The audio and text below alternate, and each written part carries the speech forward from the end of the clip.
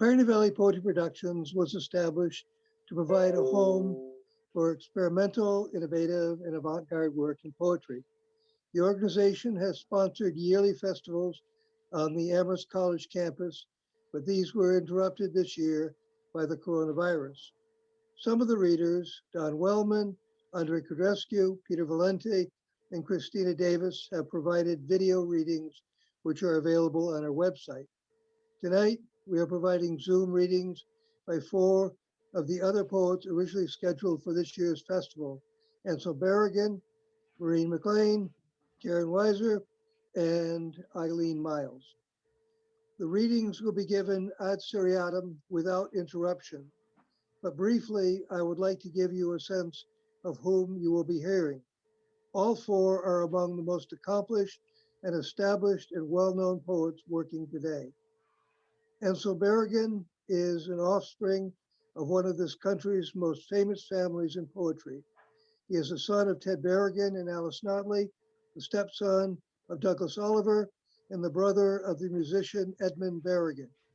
Anselm was the artistic director of the St. Mark's Poetry Project and is the co-chair of the writing program at the Bard College Summer MFA program and is an adjunct teacher at Brooklyn College. He has also taught writing at Wesleyan University, Rutgers University, Pratt Institute, and the Jack Kerouac School of Disembodied Poetics at Naropa. The author of a dozen books, he lives in Manhattan with his wife, Karen Weiser, who is also reading this evening. Maureen McLane was educated at Harvard, Oxford, and the University of Chicago. The author of articles for the New York Times, the Los Angeles Review of Books, the Chicago Tribune, Boston Review, the Washington Post, an American poet, among others. She received the National Book Critics Circle Nona Balakian Award for excellence in book reviewing. She is the author of 5 books of poetry, including a finalist for the National Book Award of Poetry. Her book, My Poets, was a finalist for the 2012 National Book Critics Circle Award in autobiography. She teaches at NYU. Karen Weiser is a New York City-based poet with a doctorate in 19th century American literature. Among her books are O'er the Ambiguities, a series of poems responding to works by Herman Melville, and To Light Out. She has received a Robert Rauschenberg Foundation residency, a process space residency through the Lower Manhattan Cultural Council, and a New York Foundation of the Arts Fellowship in Poetry. She is working on a libretto for an opera about Cassia, a 9th century Byzantine nun. She lives in New York and teaches there. Eileen Myles, a Massachusetts native, hooray, is the recipient of numerous awards, including a Guggenheim, an NEA, and Lambda Book Award for lesbian fiction. The author of more than 20 volumes of poetry, fiction, nonfiction, libretti, plays, and performance pieces over the last 3 decades. They has been described by novelist Dennis Cooper as one of the savviest and most restless intellects in contemporary literature. John Ashbery described Myles's work as making one uncomfortable and awake, chanting softly and beautifully the harsh, if humorous, realities that combine to make whatever life a poet can pierce together today. A former artistic director of St. Mark's Poetry Project, they has taught at UCLA, San Diego, Bard College, Naropa University, Washington University, and the University of Montana, Missoula, the Columbia School of the Arts, and New York University. So enough of me. Now, Anselm.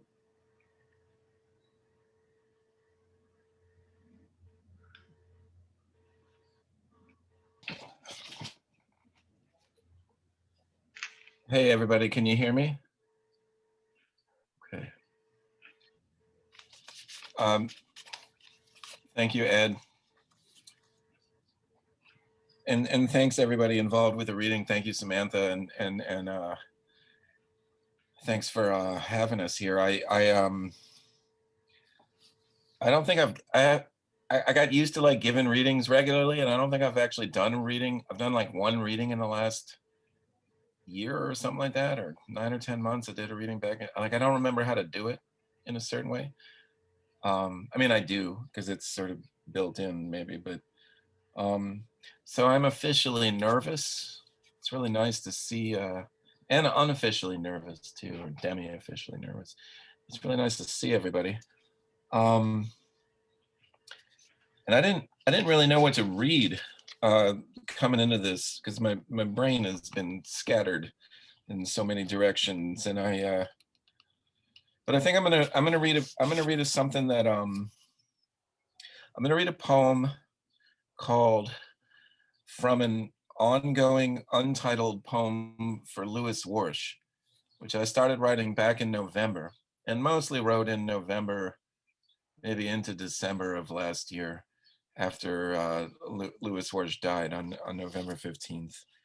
And so I was thinking about him, and then I like the idea of a title being called From an Ongoing Untitled Poem for, because I would never actually have to finish it, right? So I could, but it is sort of in my mind done, but then it doesn't have to be done. So it's like a permanent fragment or something like that. Okay. Hello. You can hear me, yeah? Okay. Yep. I can't tell. I do everything with headphones, so like I don't have them on right now. We're in Karen's apparatus, and she has a really good light on, and I feel exposed. Okay. From an ongoing untitled poem for Louis Warsh. I started writing to be myself. Now I start by imagining someone else.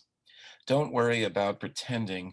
I'm not trying to be you without finding myself all over in advance on Again's plateau. The writing is in the arrangement, but it, a pronoun, was never meant to begin. Sleep on the couch in the monster's tower, walking single file away from destruction. Monsters in dreams may know when to leave. Sleep on the couch and wake up pantsless in Berkeley at a party to celebrate your leaving. For work, go straight awake to Zoom, to lie, and miss the conversation that made the reading worth attending. Minor flashes of disgathering light. The year may attempt to deny its own end, but it only began because a number said to. All us non-numbers want the year to end. It feels like the last non-digression asked a year to choose between shoe or tree in a circle of years, and leave the speaker a mouth for a map. Don't sweat the fruit fly that's been landing near you all day. It's been through its own non-year, hovering near the edge of the page prior. The only opinion I could type was hostile dithering. Buses pass, speaking silently, masks required. This barrier to my left, not the margin, which is also a barrier, may not appreciate my handwriting or general presence. Why would someone write something like that? Well, I'm not someone, and I only write like when I'm grieving, which is almost always with intermittence and intermittence. Today's conversation on bin Laden was incredibly boring, but it's 2020 and there are so many other agonistic layers to work life. I want to read Fife Dog's mom's memoir about Fife. Different day, different fruit fly on the other page. My brother has written a poem on all the times he's moved. When I finish this page, I'll text him and tell him next to write a poem on all the times he's been moved. And then work ethics were revealed to be an extreme series of overcompensations, though we knew that already but hadn't said so aloud. The uninteresting pier building behind the colossal You Go Girl graffiti turns bright blood red. Turning things around has a quiet crush on Last Chance. Everyone digs it when you admit to writing near strangers.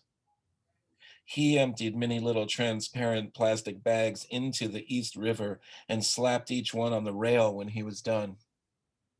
Subways eating each other, aka passing, on the Williamsburg Bridge. You too may be eaten by someone simply passing by. Don't touch anything, don't breathe, don't be near. What appeared to be morning haze on Eldridge was really smoke from the West Coast fires. The coasts took turns absorbing punishment this year. Like Dan Quisenberry, we find deliveries in our flaws. To withhold with total intimacy, to flirt only with estrangement, to wonder secretly into a microphone. 3 seconds of rain, 3 smears of raindrops. I see you in leather and stories on a phone. The reveal makes everything boring, no things but in events, the sum of all my trinkets. I want this to be something else so I can show it off before burying it. I want to churn butter on stage. Well, maybe not. Maybe that's too much setup. I want one more conversation with Lewis, an actual goodbye with Ted G, another word with Bill, who made taking anyone seriously feel like the elegant thing to do. Yep, I mean up too late again. I wonder what it would be like to be a punchline machine. No, I wonder what a punchline machine feels. No like. I hate like. That's my new position, to hate like. Like is no longer an intermediary I'm willing to accept.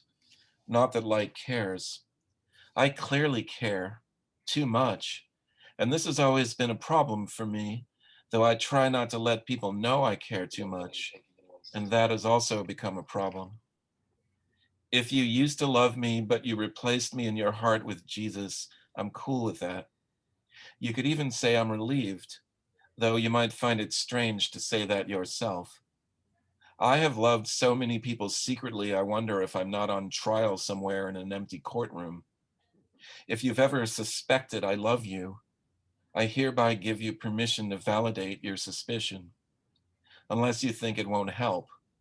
We may have to discuss what help means, but we may also never get to speak in person again, and defining or redefining help between us is a conversation I can only have in person.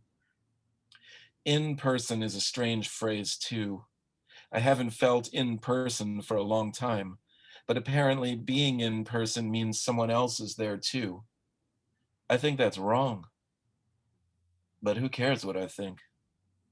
Now I'm stuck between is there and who cares. Our pronoun-based phrases are wildly inaccurate for all situations. I wish they had been more available when I was a kid. Less and less obviously, it all shakes down to the mesh. An awkwardly amused pathos conjoined to a failing ability not to notice the house band made of special guests from the secret police posing as marathon champs from the mid-'80s.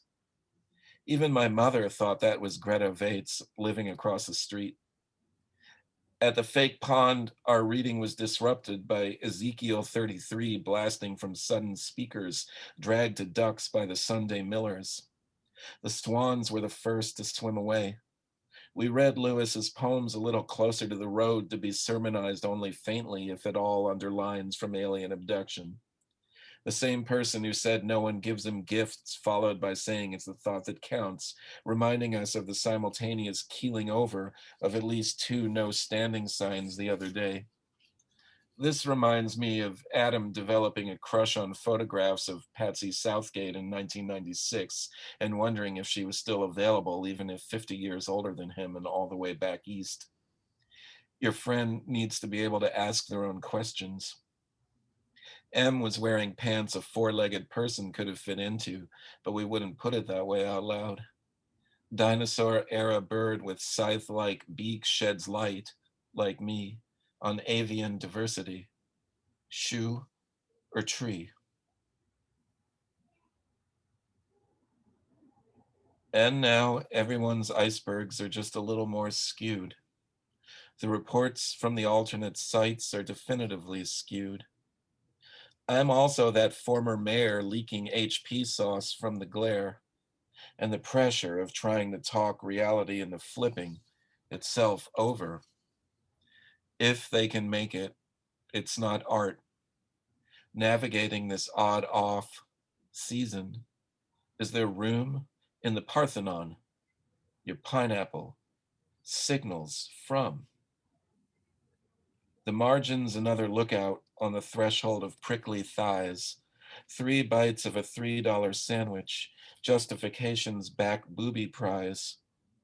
For aesthetic loitering versus we likes what we knows to be uselesses and boths. White and milk, chocolate chip pancakes, or in privacies steeped in ordinary slips of experience. I'll have mutability without a loop next time anyone, they won't, asks. After all the student debt's erased, we need a massive squad of non-federally trained therapists to flow through the mean driveways of the country. And vice versatility. Every owl visible is an active doppelganger. Mosquitoes learn not to mess with you when you swat them. Popular science. Once I bit a sandwich in the face. Corner hurt. Hurts. Every sentence horrifying and even. Immunity to declaratives could function as a kindness of advice. We only reject your certainty. A fake house.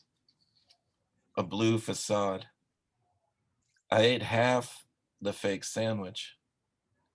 Sudden flash of seeing Louise at the 14th Street Y swimming pool 1984. We went there for a year or two after Ted died and Alice looked around for things we could do. Trust? Order as you will. November 30, and I'm wondering if curiosity in me can win out over despair, at least for a while longer. I like the looseness of a while. When despair approaches, I get even, but low-level feel for the self-destruct button, which turns out to be another umbilical hernia. Dr. Hofstetter playing whack-a-hole with my belly, the size of which is hard to gauze. I prefer loose clothing. One anti-despair image I retain, having invented it just now, is wearing an oversized flannel shirt at the age of 65. When I'm helpful, I'm surprised. When I'm grateful, I burst into tears. I'm told I don't talk about my feelings enough, but I know on the inside how self-absorbed I am, and the poets let it flow with buzzing fracked apology incisions, Nesh vomiting foam. The live ear has no room not to take. This poem may be interrupted by cat surgery soon. R. Smithson was just a baby when he died, you don't know. Piper digs Empson enough to let me what? Distract myself in theory by planning a tribute. Do you really need more of my feelings? Emphasis takes care of, yeah, she has that opinion, an aside that concludes things. Leniency deserving no norms. If anyone has any spare time and would like to help fold, staple, and mutilate, please let us know. It is rare when a real writer becomes also a real restaurateur. And form is all beautiful and typical and unread and self-destructive in complete and enjoyable fashion, admired by a giant who likes them. And yet, dude, the soundtrack did not invent silence. Or, baby, maybe it did do that. It's when you sprinkle a little ground conspiracy on the proceedings. Write a poem called Impractical Advice that begins laid back in relation to certain people. We texted ourselves recently. Make a map of Z, one and done. Some people support disagreement in principle without realizing it. Some of those people like to hang out after readings. The places that still let you hang out afterwards are where you'll find them. I saw no hands during the Zoom meeting, but knew they were all ringing. Hoodie production meets obstinate website. We screamed 57 times in 5.5 minutes. Hard not to talk about that at the critique. Placing bonus succulent has proved elusive. To be elusive versus I forgot about possibility. Between pages, only one page may prove attainable or retainable, depending on our sense of what tainable might mean. The practice test validated repetition. When we took the Title IX course 5 years later, all the situations were unchanged. We felt awful that the bullied office worker was still crying tears of frustration in his car, and that his bullying coworker remained oblivious and at large. Completing the online course at multiple institutions was no consolation. One of those institutions may be taking transformation seriously, according to minutes, handed the old language as template for new situations. We're all interrupted. And yet when therapy points to our powerlessness, we gap. We gasp, we gap. We don't want power. We have too much on the inside, the interior, the temporary source, uninterested in outlasting. Now decide where surface and source meet. End the night with pop songs and other songs. End the night. It's only 5:59 p.m. and we have to make dinner, so but to the last thoughtless. Can't pick up presents when the untouch is in command. Everyone can reply. They tell you what they're doing in order to steer you into submission. They look perennially for the incompetent replacement. The dominant incompetent administers anger elliptically. Waking up begins to feel unsafe. Your footnotes lack persona. A foot rub might help. Children's dresses, boys' suits, underwear, 2A bar, novelties. They overdosed on failing better after Mail broke the demagogue. The conversation between gratitude and irony is where realism goes to listen. He's offended only when the phone rings. The poems become photographs to avoid publication. This month, you're averaging fewer steps each day than you did last month. You're averaging fewer steps a day this year than last year. The pandemic has reduced your daily steps by 2,500 on average, at least this year. You're clearly not pacing enough at home. It's hard to pace in a small apartment. Pacing also requires privacy. Privacy is not your friend anymore. Sometimes I prefer to reorder dinner. Reaching the past, I mean part of the day where amusement replaces despair. It helps to have the sun go down and the light freak out. A proxy of determination in a cosmic discharge salon. Thank you.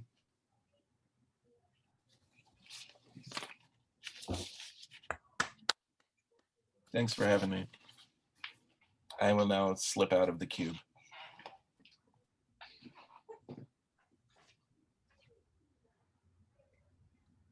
I think that brings us to me. If you can hear me, Maureen McLane, am I audible to folks? You're on. Thank you, and just wonderful to have heard Anselm, and just to thank Samantha and Chris and Ed for imagining all this, shepherding us, and Michael Franco for his invitation many months back. And it's just a real delight to, even on Zoom, certain things are made available and possible. So that's great. And to be able to read with Anselm, Karen, and Eileen is really fantastic. So I was trying to think of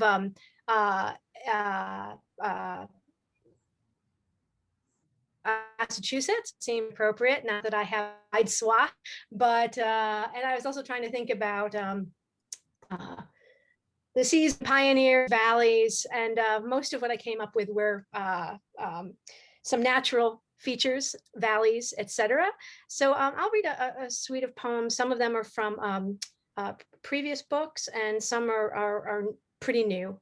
As I was saying, the sun and the moon and all stars you can name are fantastic. Chill, say, hey, there's a fucking sun still shining over every goddamn thing except what happens at night. And even when we don't see it, it's there, the sun, like God, but more palpable, less responsible, though both burn.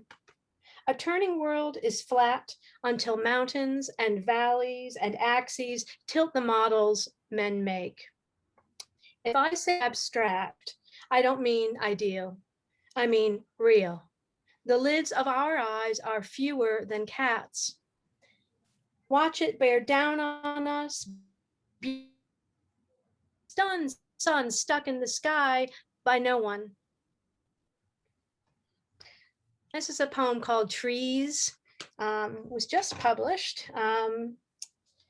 Trees. Everywhere today, the irises insisted on waving their blue flags, hairy tongued things with mouths hanging open as if to fuck the air. Oh la la la, spring and dying. The usual song. Every flower in a garden is a sign of a complete failure, the landscape designer declared. Why not salute the trees? They take a long time to die, and then can die only halfway for a long time. For a long time, be half alive.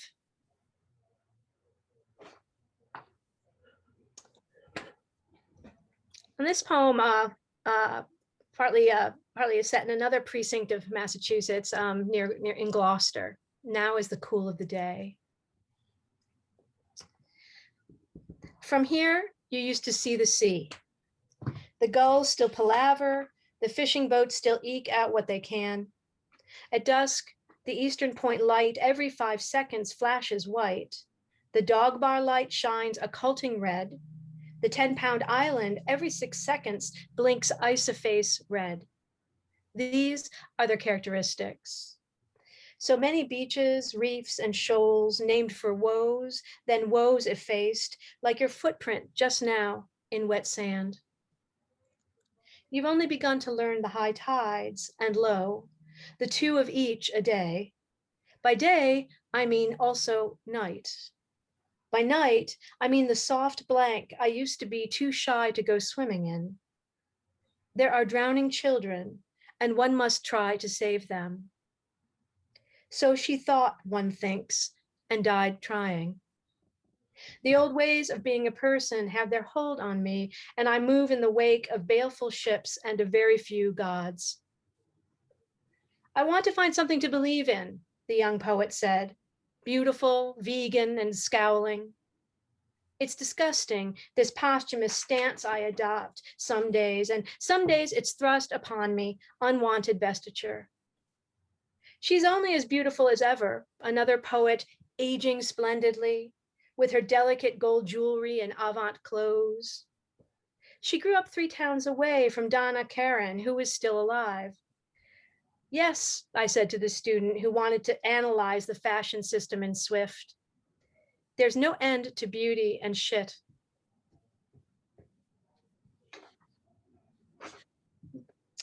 This is a poem that takes wing from a fragment of Sappho, fragment 58. It's called Get What You Want. You who, like undergraduates, are always young, go in for the lyre. Do not neglect to put your hands in the air, say wah, and wave the long night endless. As for me, the dawn breaks upon my tender body, turning stiff, my hair from black to white. I find myself changed in this light, my hips locked, an untwerkable ass. C'est la vie, que sera. And you, forever young in the strobe of the club that makes night danceable, delicate animals holding me up in this air. Some live forever, girls, not I, not you, but some goddesses, and the ones they choose, even the one who forgot to ask for endless youth. Remember the fawn streaking across the lawn below a thundering sky? That's not me any longer, though the lightning shows the way it was. Wind north that blew south. To their land, roll together in rhythms my blood also feels. So they say. Remember how they sang, how the legend goes? You can't always get what you want. The immortal aging rockers who thus far defy what comes to all, their hearts straining against deathless ribs.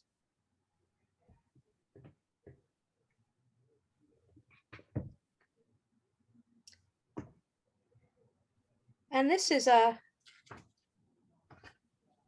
another poem that takes wing from a fragment of Sappho's 16, and it's a brief fragment and has had many adaptations and translations. And my adaptation, for what it was worth, was something like, some say a host of horsemen, a horizon of ships under sail is most beautiful, but I say it is whatever you love. I say it is you. This poem, Some Say. Some say a host of horsemen, a horizon of ships under sail is most beautiful, and some say a mountain embraced by the clouds, and some say the badass booty-shaking shorties in the club are most beautiful, and some say the truth is most beautiful, dutifully singing what beauty might sound under stars of a day. I say what they say is sometimes what I say.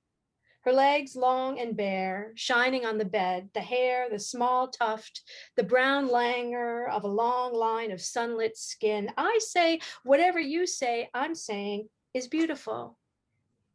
And with her truth, beauty. And wither, in the weather of an old day, sucker punched by a spiral of Arctic air, blown into vast florets of ice, binding the Great Lakes into a single cracked sheet, the airplanes fly unassuming over. Oh, they eat and eat the steel mouths and burn what the earth spun eons to form. Some say calamity, some say catastrophe is beautiful. Some say porn, some joli led. Some say beauty is hanging there at a dank bar with pretty and sublime, those sad bitches left behind by the horsemen.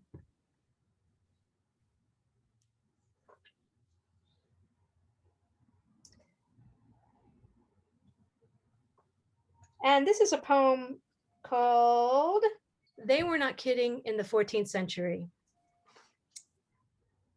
They were not kidding when they said they were blinded by a vision of love. It was not just a manner of speaking or feeling, though it's hard to say how the dead really felt, harder even than knowing the living. You are so opaque to me. Your brief moments of apparent transparency seem fraudulent windows in a brutalist structure everyone admires. The effort your life requires exhausts me. I am not kidding.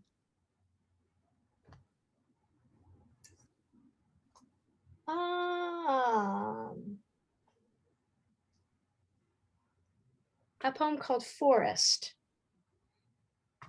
One second. There you go, walking in the woods, as usual, ignoring the trees. The 15 kinds of trees you refuse to lodge in your skull. Here's a stand of Norway spruce, mostly dead. Someone's bad idea. We are going to monetize everything so value shines clear as the sun. Just because things happen. Just because things happened doesn't absolve whoever's alive. The future's allure and hungry fish bite. Curious. You want a solid Lutheran hymn to praise the given under the sign of salvation. God and organ, few know now how to play. Diapason, Eileen Celeste. So many stops to make the sound of what used to be the greatest machine. He knew all the names, and if he appeared to the forest people, he appeared as a rainbow bird on the supreme tree. There you go, making images because you don't know the names.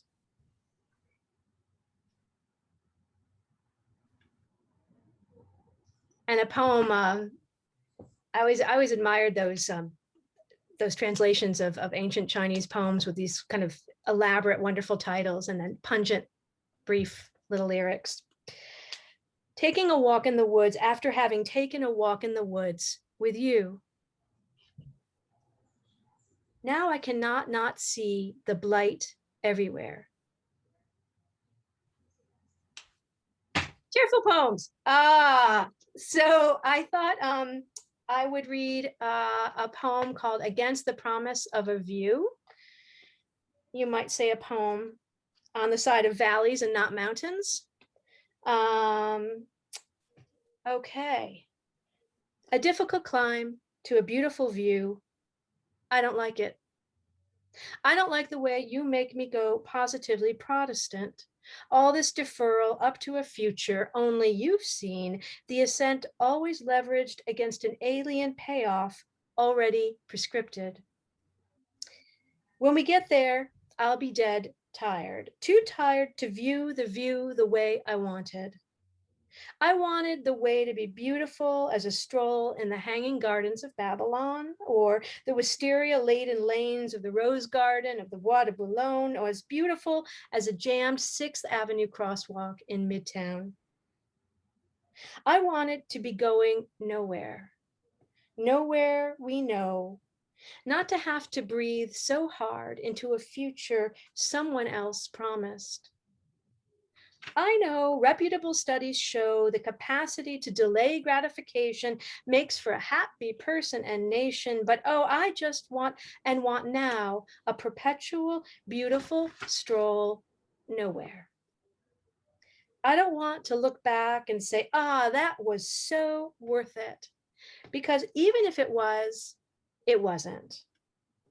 I don't want to keep my head down for miles, alert for insurgent roots, a falling branch, my legs punctured by stinging flies that harry the way, only to be able to say at some notional top, however beautiful, how beautiful. And see, no insects here, and why not lunch? Somehow, it was just the glorious sun and 12 islands inlaid in a lake and the distant silent power boats. Somehow it was a vision of all as dust. If I go on pilgrimage, I want every age to be a stage one can look around and say, how interesting. And yes, a cup of coffee would be nice. I'm not going anywhere fast, but where we're all going. And I'll close with a recent poem called Moonrise. The moon rose in the sky as the moon rose in the poem, with the new held in the lap of the old, and we talked about the weather, an imminent disaster forestalled since we were together. Comrades, I am with you under this very full moon, and we shall not yet set forth, but we'll talk about the shape of things and thereby shape this hour, this day, if not this life. Are you depressed? Does the reflection of bright objects, themselves reflecting brighter objects, pulsing energies, make you cry your face toward the darkening sky? Are you too always mooting the air, sulfurous or snow cleaned, wind washed, particulated with microplastics? I cannot see what I breathe except when I freeze. There's a streak on the lake of a yellowy white you could drown in for real. Please don't. All you believers in total immersion, all you who hope yet to surface, I salute you. I on a far shore, but thinking of you as no wind tears the bare branches away. There's a stillness and another stillness. There's a whiteness whitening the gray. There's a fullness plain as day in the dawning night, an impersonal rock drawing the waves far away to their ebb. You wanted real things, food and trucks and diapers, and okay, a moon a baby could say goodnight to. Good morrow, I haven't given up yet. We haven't. The connectivity is good. Today, every conversation found an open channel. Thank you.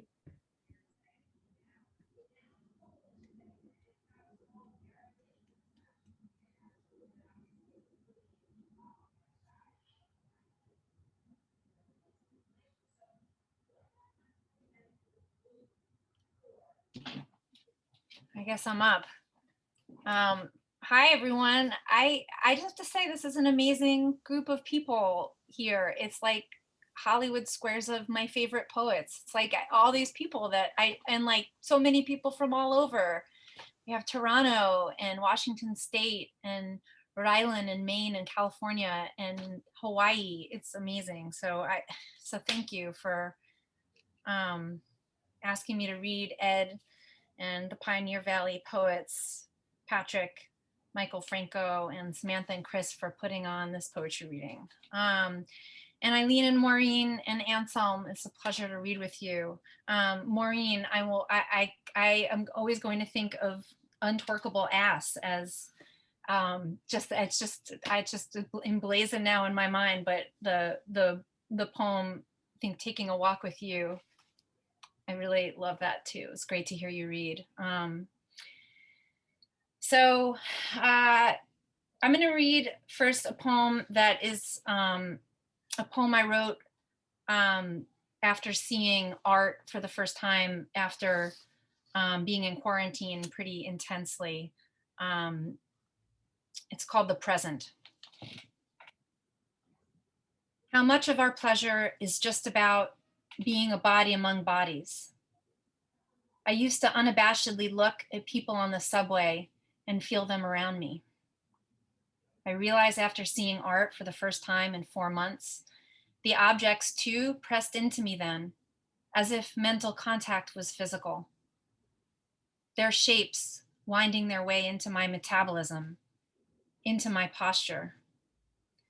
You'd tilt your book away so I can't nosily read, the thin line between too much contact and an acceptable amount.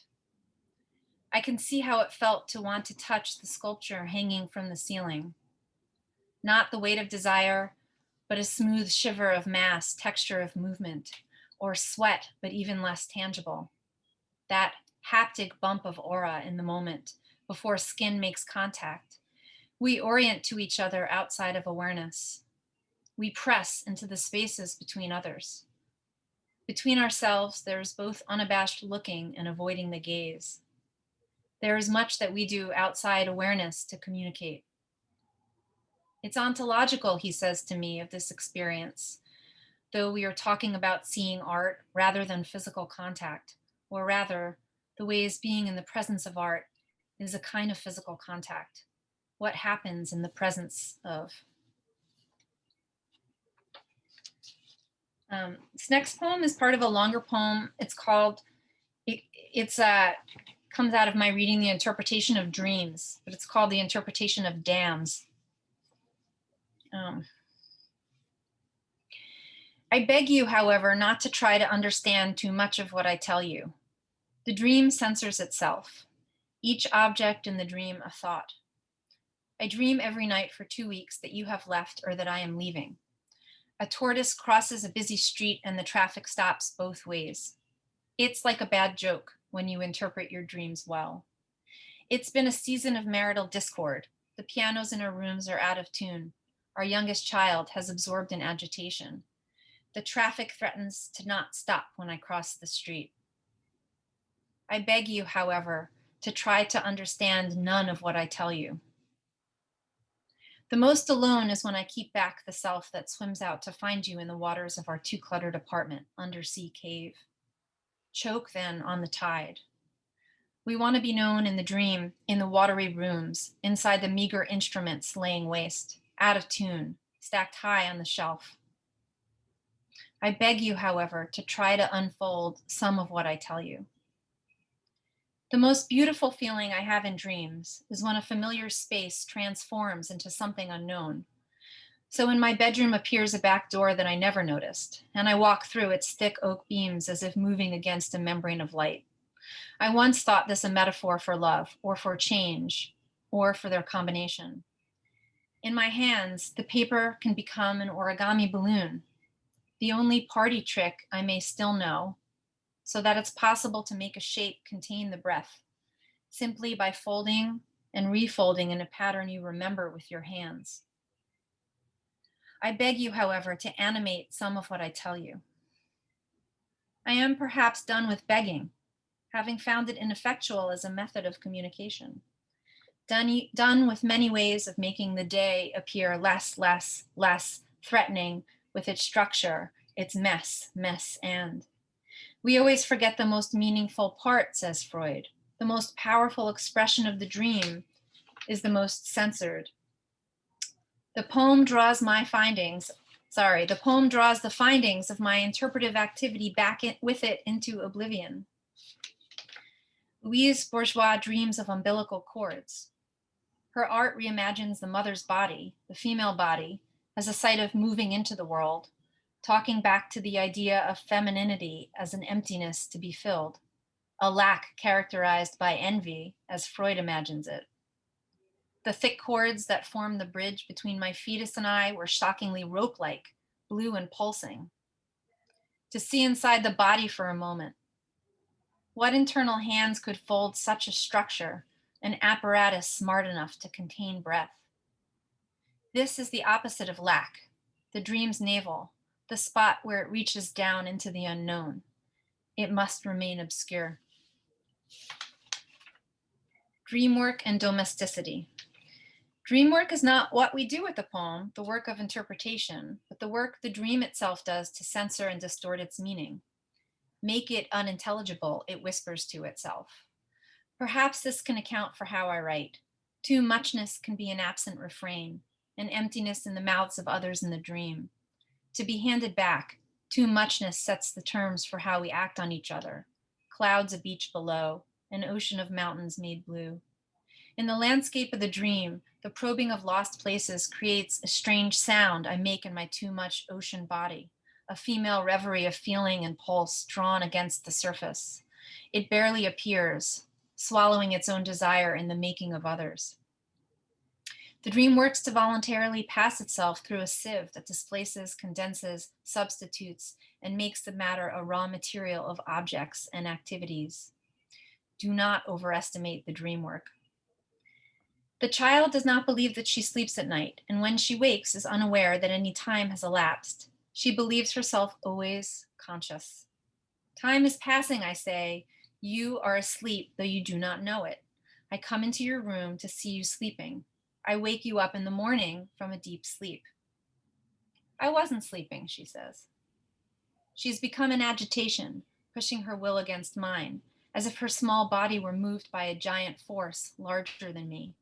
I feel myself swallowed by her will, forgetting she is not the rain, sequence, eternity in our building that moves in the earthquake. If you leave, she says, I will die. Then, as if the night parted, a dead sea around me, the rest of the images swam out to a place I could not reach, vanishing ahead where all lines meet. It was as if I could make myself into a point, condense all my energy into a sharp edge in order to push myself toward it, to make my own being face the way the lines went.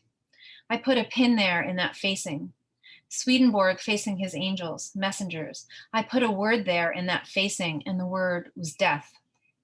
Now I'm lying to you. There was no word there. I knew that I could not swim to the place where things would become clear. The currents form a whirlpool, a navel, and all thought pulls back into nothingness. How is it to feel sufficiently safe? As though you are alone in the presence of another, and that other is the everything, what one can neither bond to nor dispose of? The rhythm of the dream. Here is the deepest secret everybody knows. Here is the shape of the feeling as it comes to the fore of your thought, and the shape of the shape and the structure of shaping. The sitting here feeling while the words move, in vibration move and move in the air. And this is the feeling of saying the thing, so often thought, but never spoken.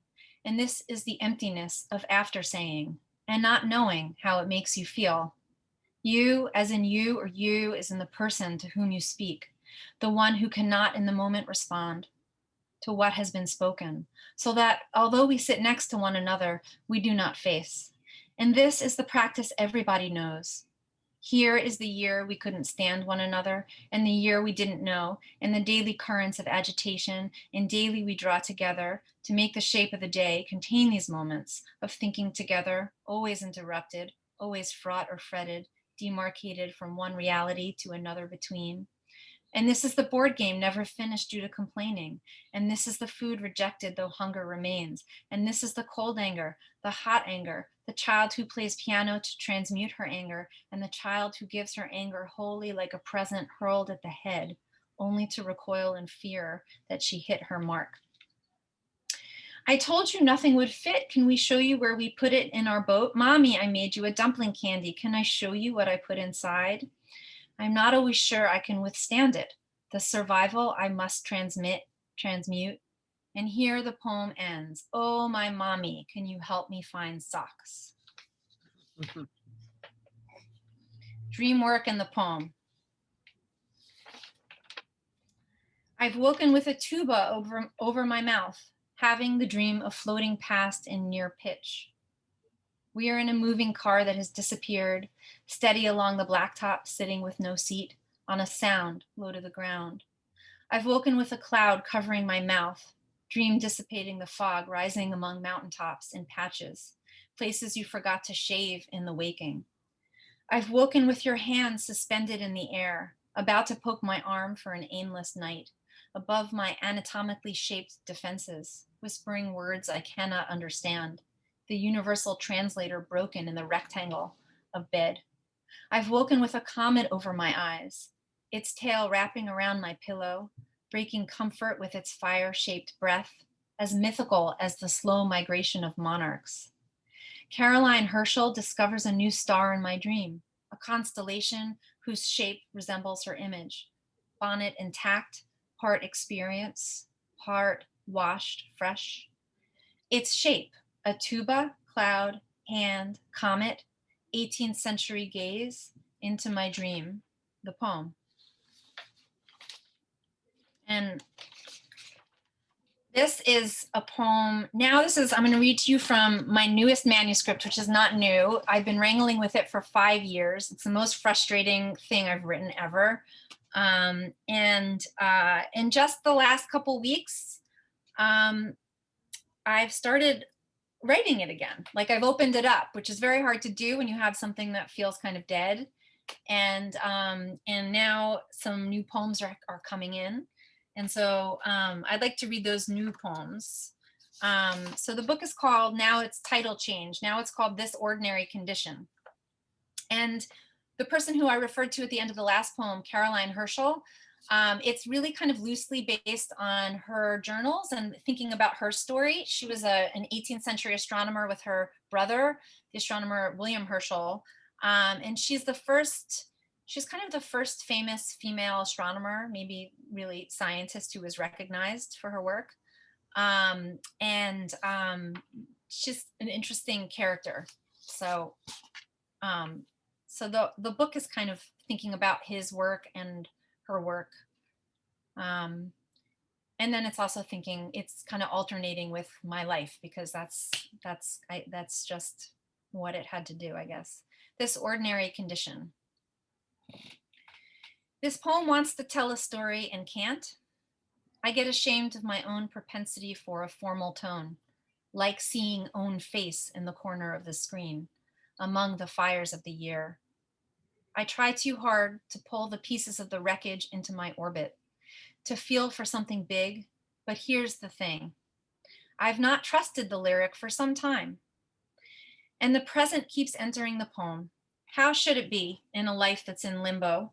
Stack the days, turn them sideways to pass them through some kind of living. Not so bad. And that's the thing about hell, is that you're just telling yourself what you need to hear. The plot to our movie is about enduring. All songs now make me sad. Imaginary people of the future. I would explain what life is like in these times, but you already know what I know is useless to offer. Sorry for these sad pandemic poems. She who cared for her brother so that she, like a mother bird, could feed him by putting the vitals by bits into his mouth. She who freed his hands to grind and polish a 7-foot mirror for his giant reflecting telescope. She who kept order in a family in which I was myself a dependent. She who sacrificed her own likely successful singing career. She who seemed to protest her place, who saw cosmic signatures made visible, caught glimpses of light no longer there. She who undertook with pleasure what others might have thought a hardship. Though the first female to be paid as a scientist, she recognized her and her brother's salary as royal astronomer to the king in 1782 would not feed them well. She who worried about the cost of eggs. She who became an assistant astronomer without being asked. She who swept for comets, became the first woman to discover a comet and many nebulae. On starlit nights on a grass plot covered by dew or hoarfrost, without a human being near enough to be within call.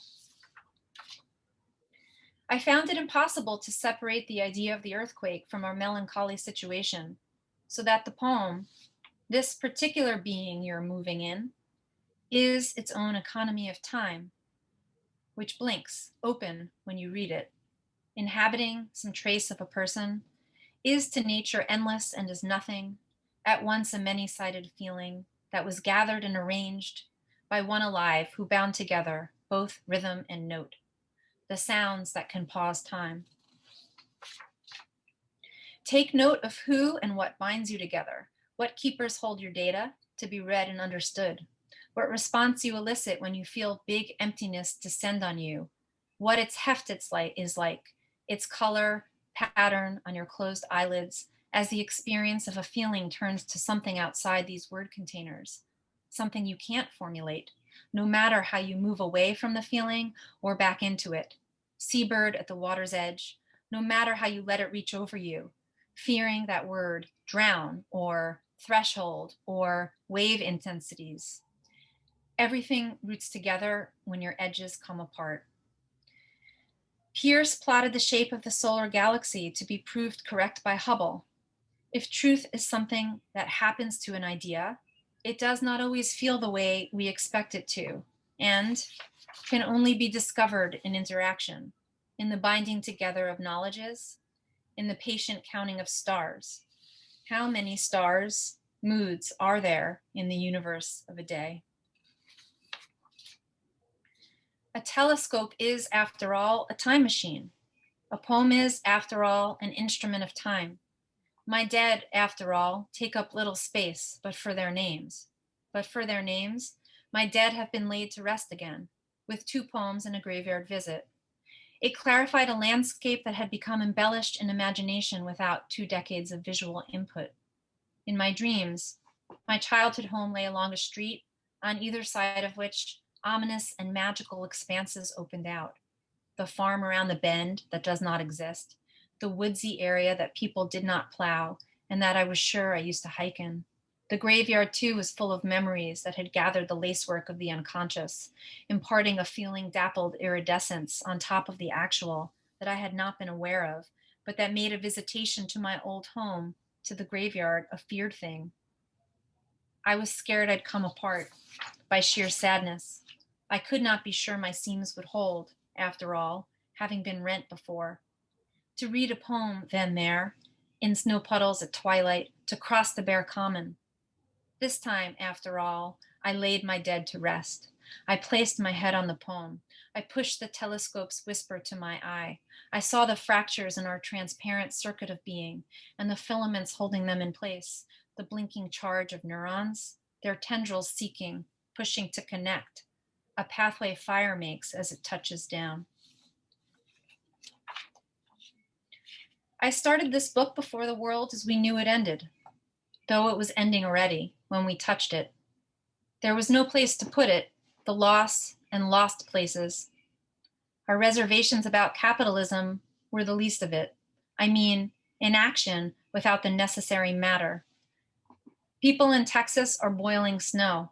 We have spoiled our nests. No locker in sight to hold the forms of kindness rather than things, unless I count the people. It's there that love's dailiness registers the places sunken at last. Without this ground, our composition breaks the frame, and alarmed, we can pack up our notes early. A small uncivil boat setting out on choppy waters, a pirate boat, a privateer, a raft of immigrants, a canoe, a 60-something woman swimming the channel. Are you carrying a sense of our own goodness? A civic virtue tying these fragments into uneasy fit? Transversing time to know each other, we are we because we miss the others. Thank you.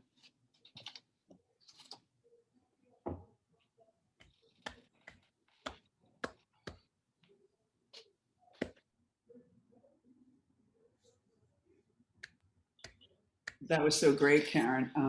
God, this is such a sweet reading. I feel so excited. The four of us is such a great combo. I was excited before the reading, but even more so now. And Ed, thank you for bringing us to Massachusetts and Pioneers. So cool of you to make it happen.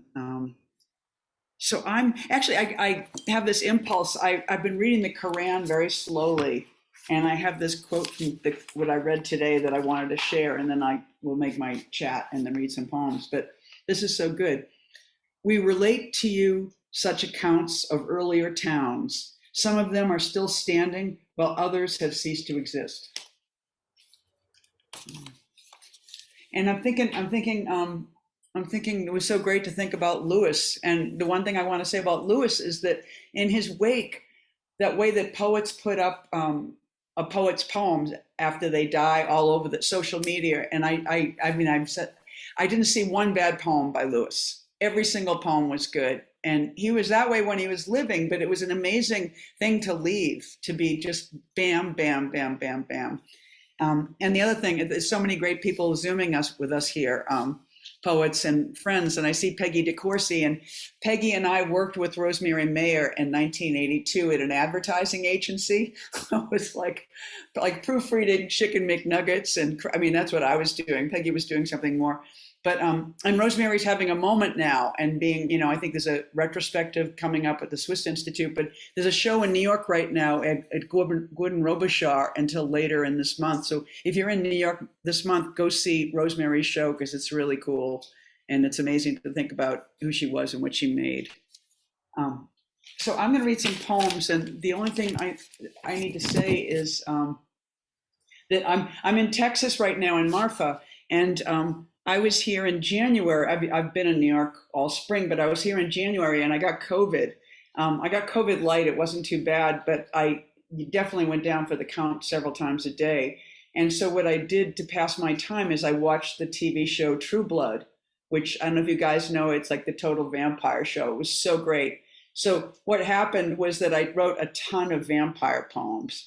And so I feel like there are more than one. I'm going to read about 4 of them and 2 poems that are not vampire poems. But also, I've been obsessed with saving East River Park, the most wonderful park that we have along the East River. And so that got into these vampire poems too. So it's all in there. And there's some overlap, there's some repetition, but you guys are poets, so you like that kind of, like I keep hitting some of the same points. The first one's called The Park. Politicians are like actors and real estate investment groups are like vampires. Politicians think they have to let bite them or they won't get any work. The rest of us are humans living around the show. Squirrels are squirrels, birds are birds. Our park is a giant stage we thought was real because we walked there every day.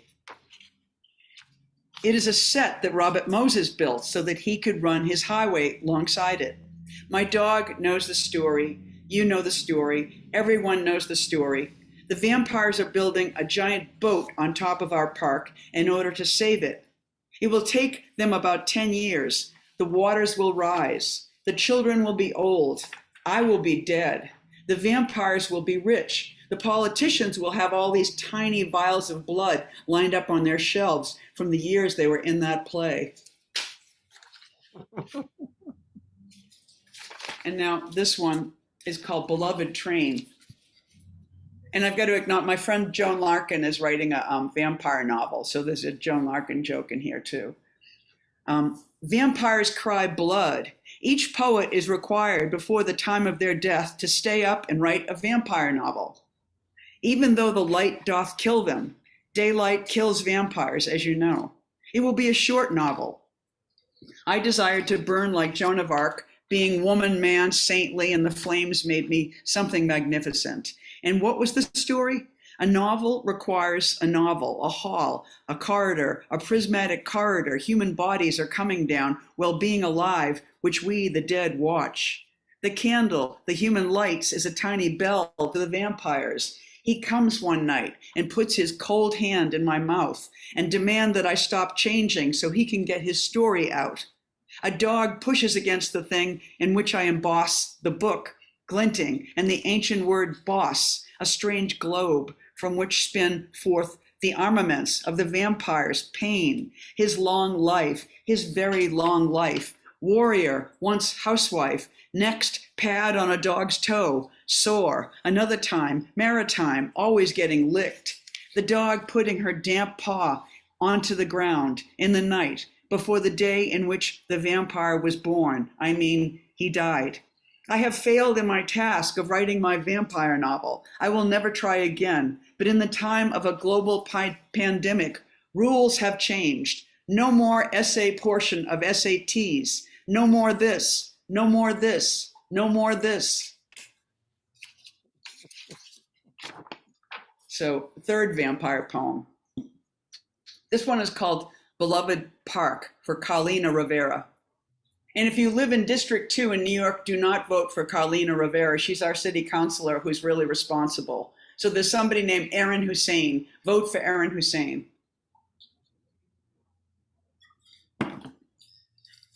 The city is like a mismanaged notebook found on a bench by a hopeful man who spun a tale for the city that wanted to change. But once the notebook was his, he began tearing out and selling its pages. One page, the park we love, sold to a man who insisted he could make the park a boat. But where will the trees go, we cried, and the birds that are living in them? The park sailed away in that man's dream. It's the corruption of government. It was my bench. It was our page. This is our sunny day. And this is the last vampire poem, and it's called Home in Our Time.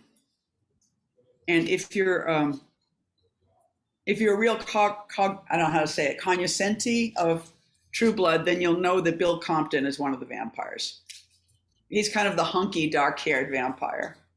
Though some people are more into Eric the Blonde. I like Bill. I thought I heard cows moaning, but it was my dog's breathing. My cold feet, I got the shot. She asks him if he warmed the blood as if it were milk, and she was his kid, and he did. Bill Compton has Bill Clinton's voice. You must have noticed this. His sweater is not black, it's burgundy, the color of blood floating through a tube. I sold mine at a storefront near the Strand in the 70s on a fake leather couch. I lied near a man who was irregular. They told me to keep pumping my hands. I nearly passed out to see my outsides passing through a tube. I was told to never come back, and now I am a vampire. How is that true? So those are the vampire poems. I feel like there are more in my notebooks, but I'm not quite on top of them yet. So this is my Massachusetts poem, and it's Massachusetts related in that it's really about my family and the way they talked. So it's called Look What the Cat Dragged In. Sometimes I feel like I'm in some movie about death. This rainy night, pull your hood off and get inside. The eerie splashing silence of it, each eerie step. No, I do not want to get on your bus, unlocking my bike. I thought about them tonight. I could try, go on a journey, see everyone. No one does that anymore. And then we were all in the room, the Zoom room, and that's why I was thinking of them, because they were there. I don't know them at all. I could make the effort. I'd be known as them that came that one time. The whole city gleaming in my head, wet and black. I'm out in it with my groceries. I don't even want you now. I've got to say this. She showed up late, and I thought, look what the cat dragged in. It meant we were close. And there they were in my head. That's where they live, feeding me things. Look what the cat dragged in. Would she know it was love? Would anyone?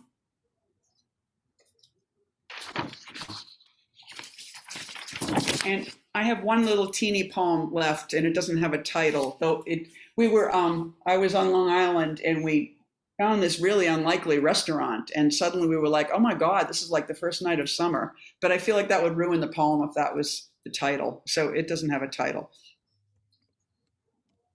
I kept the mask on because it's so short, I can keep saying it again and again until I get it right. I kept the mask on because I thought I looked good. Don't you guys have that feeling? Sometimes you think, I think I look better in a mask. It's going to be a real loss when the pandemic is over. I kept the mask on because I thought I looked good. This restaurant really needs a candle, and like it heard me, a plane passed overhead. Voila. Thank you.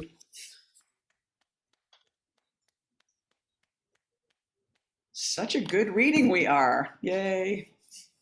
Yeah, really a great reading. Really a great reading. Thank you.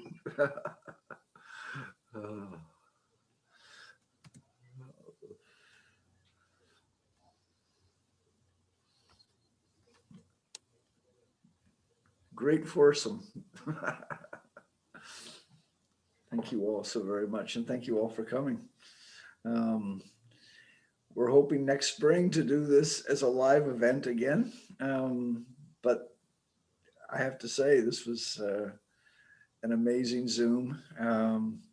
Thank you, Sam. Thank you, Ed. Thank you, Michael, who put up Arwen. I won't make that mistake again. And really, really very, very wonderful. Thank you all very much. You made this very, very special.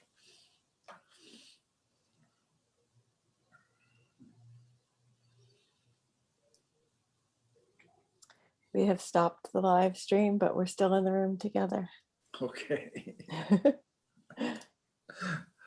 Can we unmute and just talk? Is that possible to do? Yeah, just unmute and talk. Otherwise, it's please kill me. Right. I saw Wah. There's Wah. Hi. I don't know why it's like still Wah now, but earlier Wah, maybe Dale too. Hey. Yay. Dale. Yeah. Wow, fabulous, fabulous evening, you guys. Thank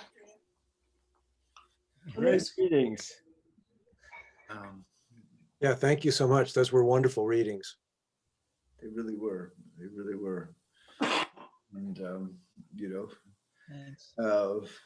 I have to say we were all, this last year and a half has been excruciating for us all. And Eileen, sorry you got COVID. Glad you recovered. It was we Glad COVID. you got those vampire. Okay, Yeah. glad you got those vampire poems out of it. So no, it was really a remarkable evening. Yeah, it was great. Thank you. And may I ask, Eileen, what you're doing in Marfa, Texas? I have a house here. I came here for a residency in 2015, and I thought, I love this place. It's an amazing place. So I was lucky. I got a little cheap house, and I keep fixing it and coming. And, whenever I can come here for a while, it's like me and my dog hang out here. No, Marfa's the place, man. It's great. Yeah, when you said Marfa, whoa, yeah. So, yeah. So you're living there part of the year? Yeah, it's indeterminate. Like when I got COVID, or actually when COVID hit last year, I was here for 5 months just by accident, and that was great. And this year I was only going to be here for a little bit, but then I got COVID, so I stayed for a few months. So it's in my sick palace. Yeah. What are the vampires like in Marfa? They're tourists. Oh, the tourists, yeah, right. Come to see the art, right? Yeah, and they ruined the cool town. Like there was a great ranch that we could all walk our dogs on that was so wonderful. And the tourists were such assholes that they went into the rancher's backyard onto their kids' trampoline and were playing on it. And the partner of the rancher came out and said, "This is my backyard, get out of here." And the guy was like, I'm on a cell phone call. And so with that, they wouldn't let us, none of us now can walk our dogs on the ranch anymore. So it's just there are effects of gentrification here, like everywhere, people come and mess things up and you're like, oh no. But I'm gentrifying too, obviously, people who have lived here longer can't buy houses. And I thought I got a cheap house, but it was really an expensive house by the lights of the people who were up here. So, Sure. Sure. Relative. Yeah. Hi, Jean. Hello. Haven't you seen you for a long time? Hey, Gene. Anselm. Hi, Simon. Hi, everybody. Hi. Simon, where are you in You Canada? got your techno to work. Yeah. I faded out there at the end. There, it was my computer faded out, I should say. I'm Great to proud meet you of all. you. Great I'm pleasure. proud of you, Simon. Proud of you. Getting that to work. Simon, are you in Canada? I'm back in the city I'm going to be back up in Canada very, very soon, in a couple of weeks' time. But I'm in New York at the moment. Back in the old neighborhood? Pardon? Back in the old neighborhood? Yeah. Oh yeah, Simon, I still got the key. I'll bring it. We gotta meet up so I can bring it to you. Dig it. Thank you so much. Yeah, I need to get in the house. I'll email you. No, absolutely. Thank you. This medium is so bizarre to me. I mean, a little square in the corner and all the rest of it. It's very amusing. But anyway, hi guys. Lovely to see you all. It's a true pleasure here tonight. It's a great thing. Hi Ed. Thanks for putting it together and all you guys. I will shut up now officially. Murat, hi. Where are you? Name Where are you? You are in the States or are you in Portugal or where? We're in Brooklyn. Oh, okay, you are home. Home, I suppose. Yeah. Yeah, it's too late in Portugal to be watching a poetry reading. For the sake of poetry, who knows? Yes. Well, I mean, for the sake of poetry, we stay up late, but Hi, Susan. How's it in Hawaii? I know. We have our own tourist infestation that's just Oh, arrived they're again. coming now? Oh yes, they're Oh, here, good. and some of them are rude, but I'm sort of hiding in Volcano right now, which is nice. I can hide here. What does that mean, hiding in a volcano? No, in Volcano. It's a town on the Big Island. Oh. Where I remember you got lost on the lava for an entire night. I almost died on my beautiful hike. I know, it was really bad. Hi, Susan. Hi. I've ever seen you in Zoom or in person either. Okay, well, I don't know which one I am right now, but I guess I'm in person for me and on Zoom for you. Well, I just know you and your wonderful work. So, and I know your swirls. Yeah. Well, after Anselm's poem, now we have to think about what the meaning of in person is every time we hear it. Exactly. Yeah. Sorry about that. This reminds me of next year in Jerusalem, Exactly. Yes.